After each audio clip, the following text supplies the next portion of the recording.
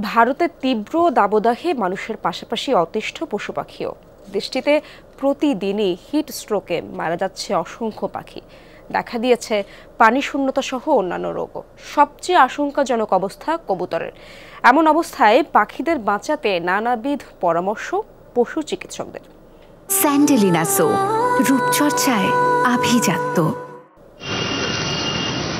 তীব্র দাবদাহে নাজেহাল ভারতবাসী। দিল্লিতে রেকর্ড করা হয়েছে 52.9 ডিগ্রি সেলসিয়াস তাপমাত্রা, যা দেশটির ইতিহাসে সর্বোচ্চ। মানুষ ছাড়াও দাবদাহে পড়ছে পশু পাখিরাও। বিশেষত পাখিদের মধ্যে বাড়ছে হিটস্ট্রোকজনিত মৃত্যুর কারণ।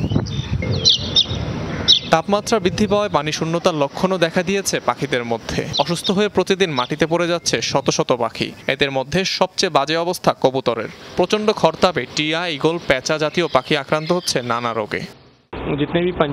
তাপমাত্রা যেভাবে বাড়ছে তাতে হিট স্ট্রোক করা পাখির সংখ্যা প্রতিদিনই বাড়ছে। বেশিরভাগই কবুতর। হিট স্ট্রোক জনিত কারণে তাদের মৃত্যু হারও বেড়েছে। এসবই তাপপ্রবাহের কারণে। পাখিদের হিটস্ট্রোক থেকে বাঁচাতে সবাইকে এগিয়ে আসার অনুরোধ করছেন চিকিৎসকরা।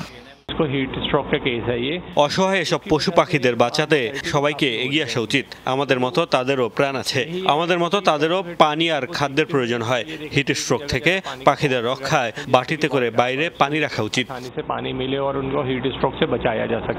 2-3 দিনের মধ্যেই কমতে পারে এই তাপপ্রবাহ, এমনটি জানিয়েছে ভারতের আবহাওয়া অধিদপ্তর। অনিক রহমান, যমুনা নিউজ।